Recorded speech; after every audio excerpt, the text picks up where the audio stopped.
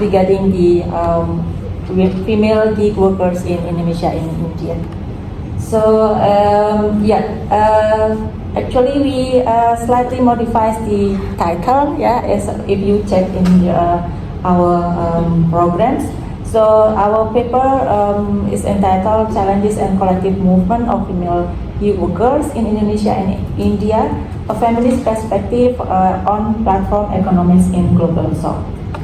So this paper would like to provide a comparative analysis on the experiences of female gig workers in Indonesia and India, and focusing on the gender-specific challenges they face in this evolving gig economies.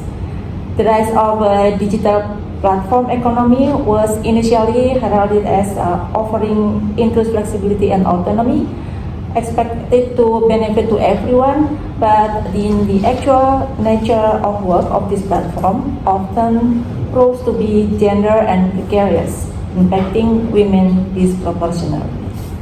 So therefore, how we gonna present our paper? This is the outline of our presentations. First of all, we would like to provide some introductions and background, and then some of the review have been literature have been reviewed, and then some of the data regarding the challenges of women gig workers, especially regarding to digital platform in the global south, and the second elaboration regarding the female gig workers and collective movement in Indonesia and in India, and then we will provide some conclusions. So to begin with, here we witness the rapid growth on significance of the gig economic worldwide, not only in the global north but also in the global south. The emergence of digital labor platform has heralded as a transformative wave in the global economy, reshaping traditional notion of work and labor dynamics.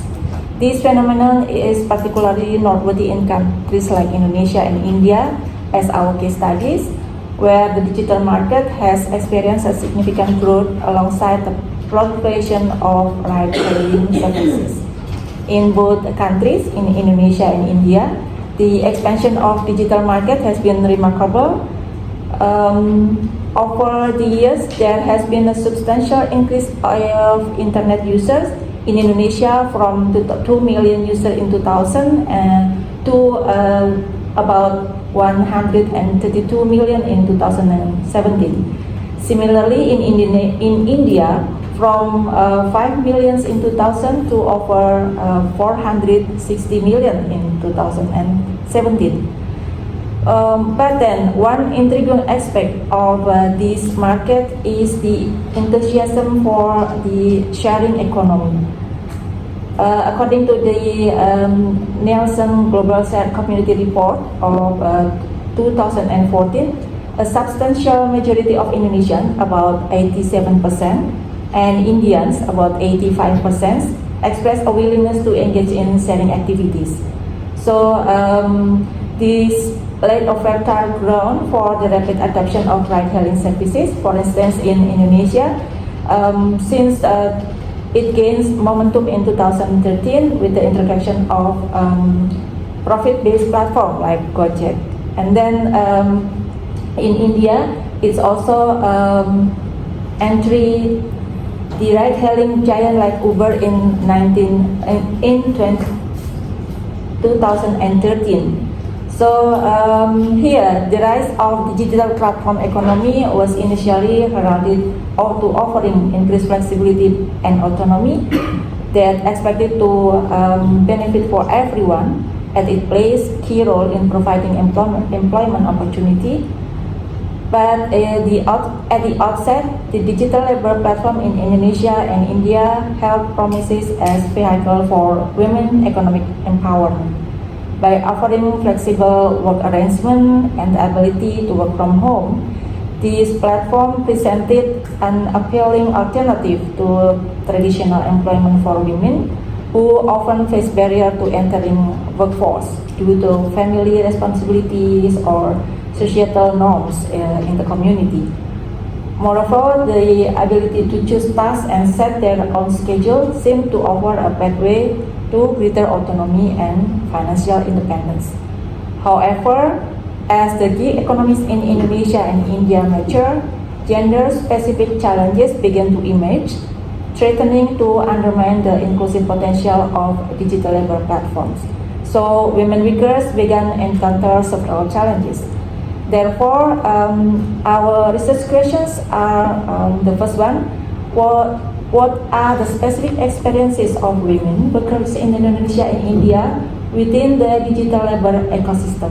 And the second one, how these experiences shape the collective movement of women workers. So, through these questions, we aim to explore the evolving dynamics of digital labor platforms in Indonesia and India, with a particular focus on the experiences of women workers. By examining the promises and challenges associated with this platform, we seek to shed light on the complexities of gender dynamics within gig economy and identify the potential strategies for fostering more inclusive and equitable digital labor ecosystem. So, in trying to analyze the research question, we recognize the importance of a feminist perspective to understand the intersectionality in the gig economies, in particular to elaborate the gender nature of work in the ride-hailing industry. So, through the lens of gender, ride-hailing platforms reveal entrance disparities and power dynamics, and gender intersects with race, citizenship, and labor within the ride-hailing industry. So next, So some of the literature that already conduct research related to this topic. One of them is from Arif in 2016, highlighted the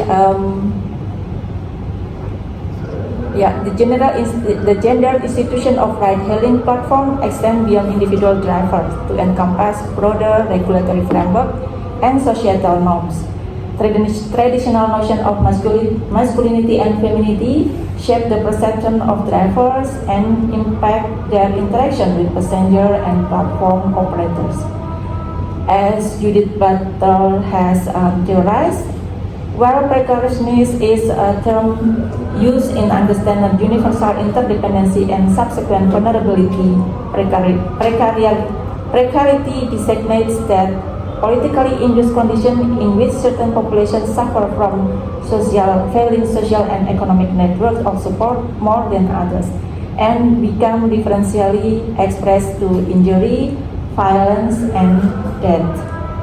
And the third literature that is strongly relevant is about the using the post-social analytic illuminates how gender labor relations intersect with capitalist accumulations, perpetuating inequalities within the workforce by research by Hua and Ray.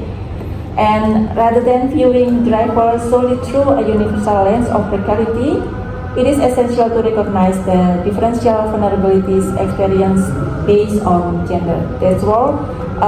Then I would like to give the chance to Nana to continue the presentation. Thank you. Okay, thank you, Mbak Ririn. Hello, everyone. Thank you for coming into this panel. I am Suci Lestari Yuwana, or you can call me Nana. I just defended my PhD thesis actually 2 weeks ago, and research is also about gig economy. So it's been a very honored for me to meet you and present some of my research, and I'm happy that Mbak Ririn invited me to join this. In my thesis, I was working on platform economy, particularly on ride-sharing or online taxi in Indonesia. But for my thesis, I was focused more on the issue about contestation, conflict, and crisis about online taxi in Indonesia.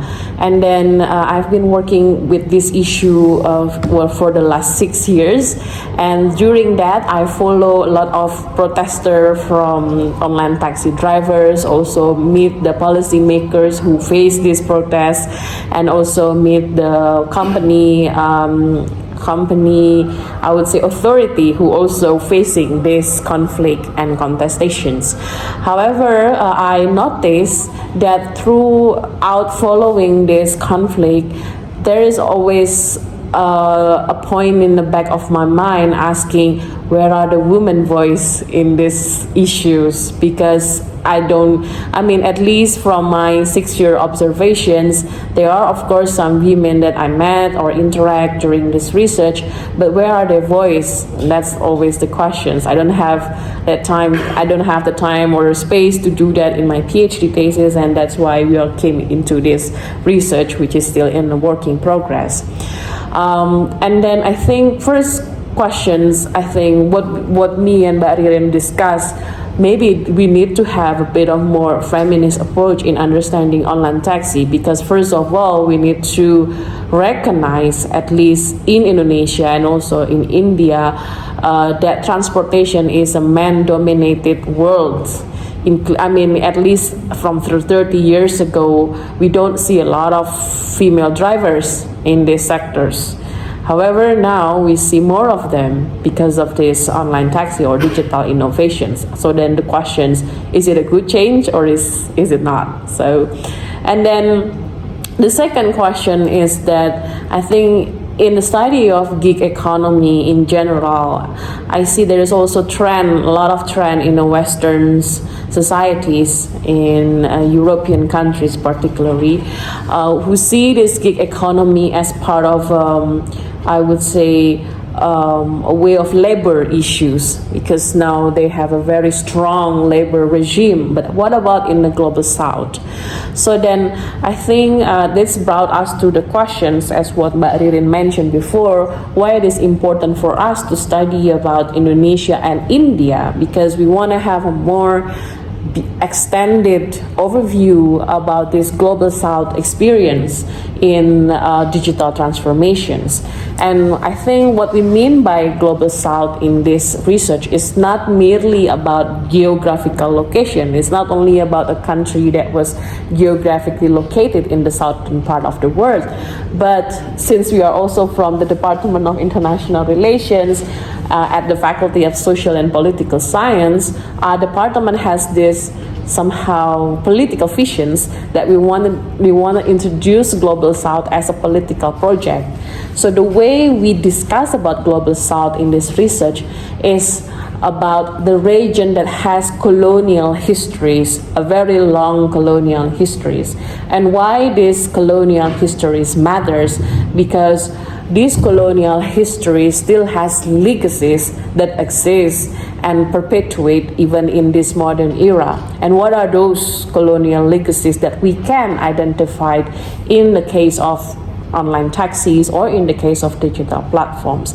So these are some identifications that we are trying to unpack in this research. So first of all,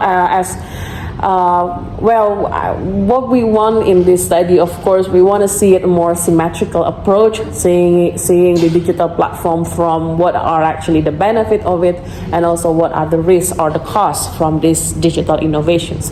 So first of all, we also notice that this digital platform, how online taxi is not a new mode of transportation. It's a taxi, a motorbike taxi and car taxi that has long been existed in Indonesia and India. But the innovation now is that how this mode of transportation is facilitated through digital apps. And this is not only about how they are meeting supply and demand, but the other new innovation is that this digital app also act as a new regulator through this algorithmic decision making. So the way they matching the supply and demand is, I would say, is there is interventions of the algorithm there, and less role of the human as a decision makers. So we see that how this kind of innovation has transformed the way we are organizing transportations. So it's not merely transforming the physics of the transportation vehicle, but it's more on how it is being organized. Now we are friends, or we are coexist with the algorithm who are actually somehow controlling our daily activities. They are the one who introducing to us with our drivers, for example. They are the algorithm also the one that introducing or maybe making preference in our deliveries, what kind of food we want to eat, for example. They are the one who put that in the front page of the digital apps, for example. So in this sense, first, digital platform has bring transformative potential, and then second of all, I think this is what one of Global South characteristic is that how the digital platform bring economic impact through the informal employments. So the difference that I observe is that when we discuss about digital platform in a Western context, they would argue that this digital innovation is informalizing the job, because in the Western society, formal job is the normal life. But in the Global South context, as what I think Ambar also mentioned, the informal job or the informal business are actually the normal one or the majority in our societies. And like what Amber mentioned, there's I think around 60% of business in Indonesia are informal business. I also found similar data from our case that 60% of our workforce in Indonesia are informal jobs. So meaning that what happens, what kind of change brought by this digital platform? We see now that how they also give a bit of economic impact to the informal employments, but later on we can see that this is also brings a negative consequence to the existing informal workers in Indonesia. And in terms of India and Indonesia, we found a bit of similar case. In that sense, it is aligned with our hypothesis on the characteristic of Global South. In India, for example, there is a growth of platform-based business model. First, Uber, which came from the US-based ride-hailing business, and then there is Ola, Zomato, Swiggy, which came from more like local or national champions, and then there is also a redefinition of traditional labor market dynamics. I think in this sense, there is a redefinition of transportation labor dynamic, both in India and also in Indonesia. Because previously we have this informal taxi like Ojek or motorbike taxi was exclusively, I would say, employed by men drivers. But now it has changed. It gives more opportunity for women drivers to also join this workforce. And then it's also, in the other sense, it also gives opportunity for micro entrepreneurship, including MSMEs, because this app also allow us to have food deliveries, and usually they have this cooperation with the MSMEs. So in this sense, it's also give opportunity for these MSMEs. So I think that there are some, particular characteristic we identified in the Global South, but what else? What are others? Of course, we also found different challenge faced by these two countries. First of one, in terms of regulatory challenge. So in terms of regulatory challenge, this is also a very contested issues on how to regulate the challenge, because now we could say that this online taxi is pretty much beyond sectoral regulations. In Indonesia and India, we used to regulate transportation under the authority of Ministry of Transportation, but the company itself is not a registered transportation company. They are registered as electronic and informations company that is under the Ministry of Information and Communications. So in the case of non-compliance to the rule of transportation, for example, if in the case there is accident, there is robbery, there is for example non-compliance to the tariff that already set by the government, the question is who are responsible in who should be disciplined in this issue. So that is we found that this kind of challenge are still there. And quite interestingly, because this kind of challenge also happen in Western context, like in the UK and the US, but quite interestingly is that in this Western society, they already have a very strong labor regimes. However, in Indonesia and India, there's not so many strong discourse on labor's regime. So and it also creates a question because traditionally, these informal motorbike taxi drivers are never counted as formal workers. They are counted as informal workers. But now their role become more visible, and then the question, should we also uphold or should we also acknowledge these informal workers to be formal workers or not? So the regulatory challenge in Indonesia and India is not only discussing about the company or the status of the company, but also discussing about the status of the workers itself. And then the other issue is that the economic inclusions. So, of course, in a way, we could see that this digital innovation somehow has democratizing access to work through technology by allowing men and also women to join the workforce.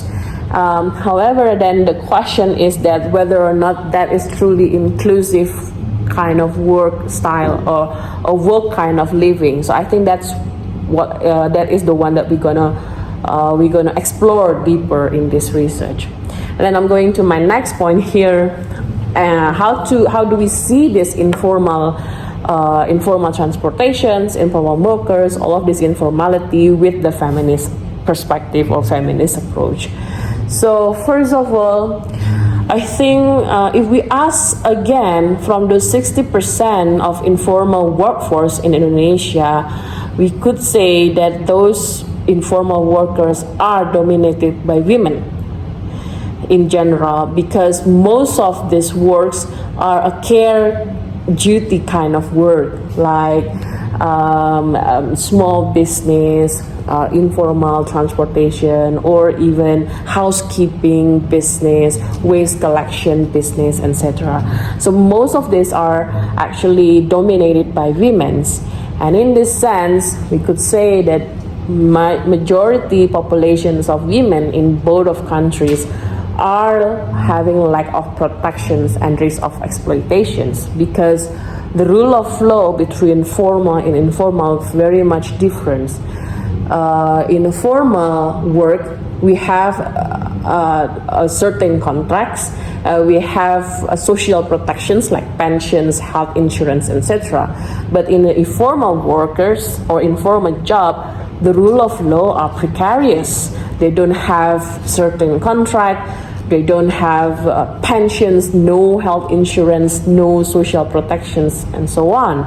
Meaning that actually these informal workers are having a high risk of exploitations. Furthermore, if we look at the intersectionalities of these women, first of all, most of the context is that they are first female, second, who are living in a patriarchal society that value men more than women in terms of culture, and then third, in terms of gender, race, for example, is also then have different kind of class, which in Indonesia we could say Java is a higher gender, is a higher race than the other race, for example, and also in terms of migration and class. If in the Western society we have this white men and old, if I'm not mistaken, as the most powerful elites in the Western society. And we could also say that in Indonesia, we have this old man and Javanese as the highest elites in the societies. And then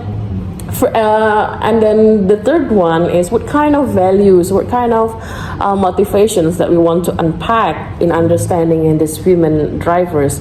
First of all, there is this big narrative about how the digital platform bring flexibilities into work. And then it will give much more choices for women. Well, you can work as our drivers and then also take care of your kids, for example, and then taking care of your house while you also earn money. Why don't you join our app, for example? And then there's also a big narrative about decency and professionalism, because the difference is these online taxi drivers has their own identities, like they have the green jacket. Previously, there is no ojol, or there is no ojek drivers or motorbike taxi drivers that is allowed to go to hotel lobby, for example, or even go to university like this, or even enter the mall, for example. But now, I think if you visit Jogja and visit our mall or maybe in the hotel, I think you might notice there is people with the green jacket who are still waiting for the orders, and they are allowed to come into this formal luxury building, maybe I would say. So in this sense, we could say yes, there is a wave of inclusions, wave of bringing more decencies to the work of online taxi driver. But is it all the stories?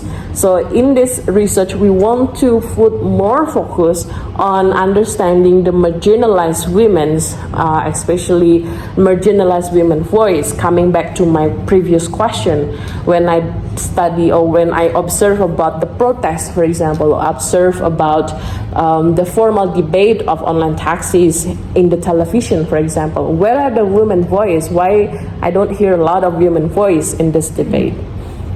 So what we did is that this is still on progress. We already conduct some kind of observation, focus group discussions with female drivers in Indonesia. We still have to yet have a focus group discussions with drivers in India through Zoom or online platform. But we have some secondary data already from India. So what we found is that first, what happened when we mix between flexibility and precarious work. So we have this, I would say, figure. We found that there are different motivations for these women to join as online taxis or female drivers. First of all, mainly because they want to have more like supplementary incomes. So they already have a husband who are working, but they want to have more like additional income. And then the other one is that they want to have a primary income. Why? Because mostly they are single parents. They don't have a high degree of education, so they don't have a lot of options for jobs. So they can join this workforce as their primary income. And then the other motivation is that they would see between whether or not they see it as the only choice, like private choice, or like the out of necessities. So we are somehow divided the motivations of these workers into four, whether they are free agents, meaning that they really are intentionally joining this workforce, they're free to choose this, or whether they are just a casual earner, for example, so they just see it as a supplementary income and they are the one intentionally choose this, or is it like more reluctance because initially they don't want to, like I'm willing to earn their primary income through gig work, but somehow they need the money, so they have to do it.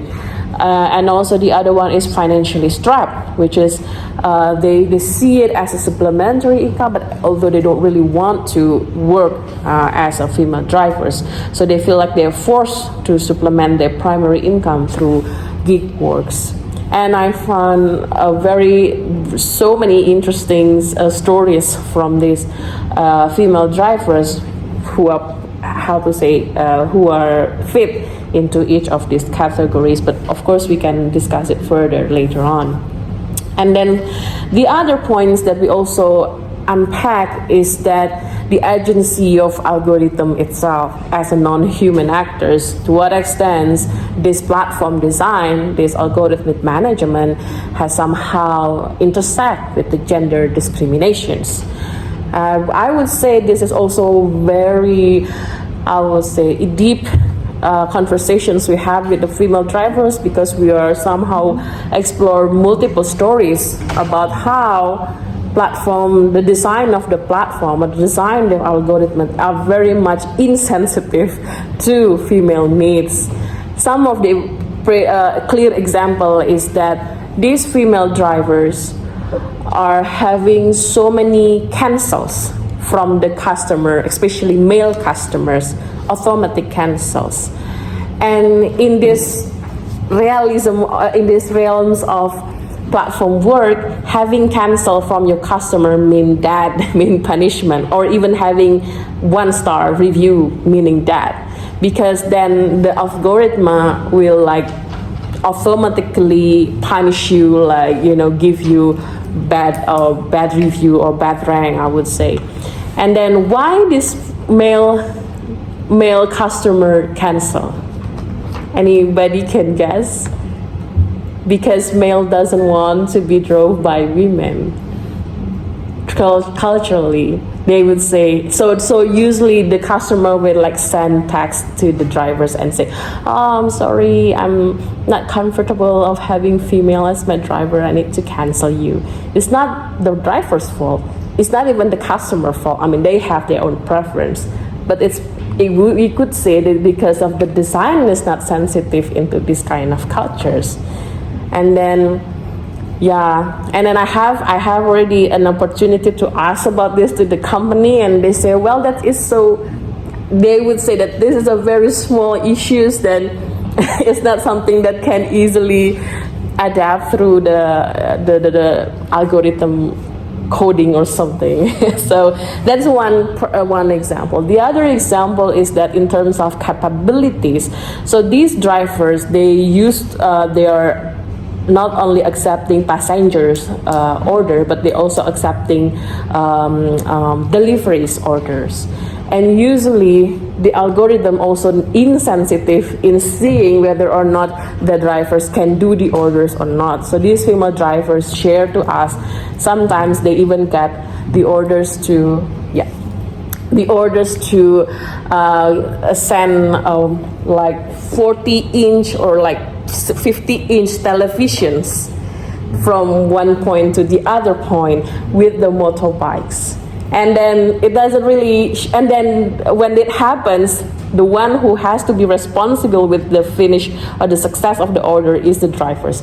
Anything wrong, there is no mistake from the platform design, etc.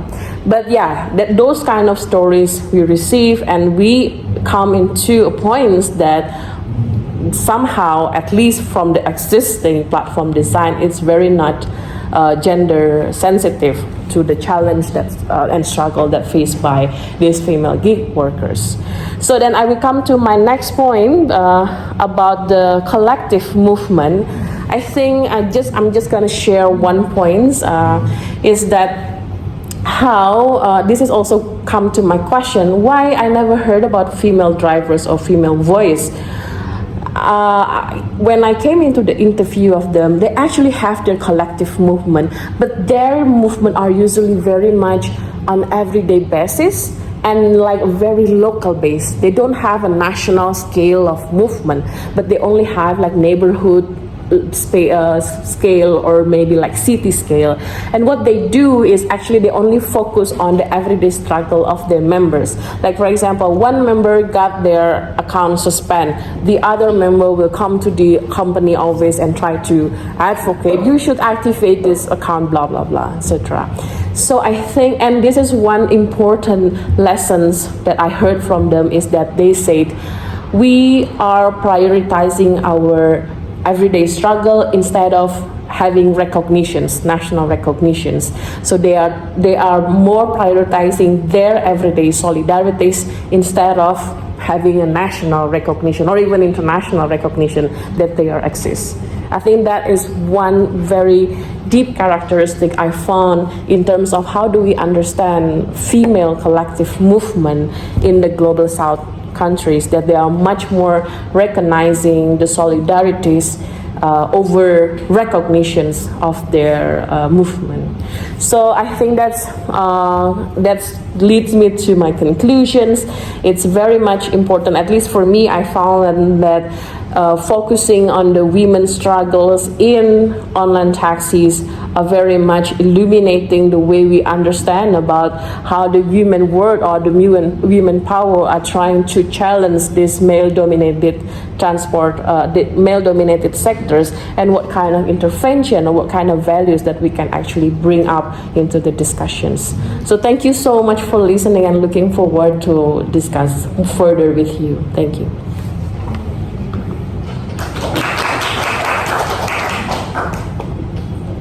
Thank you very much, Nana, for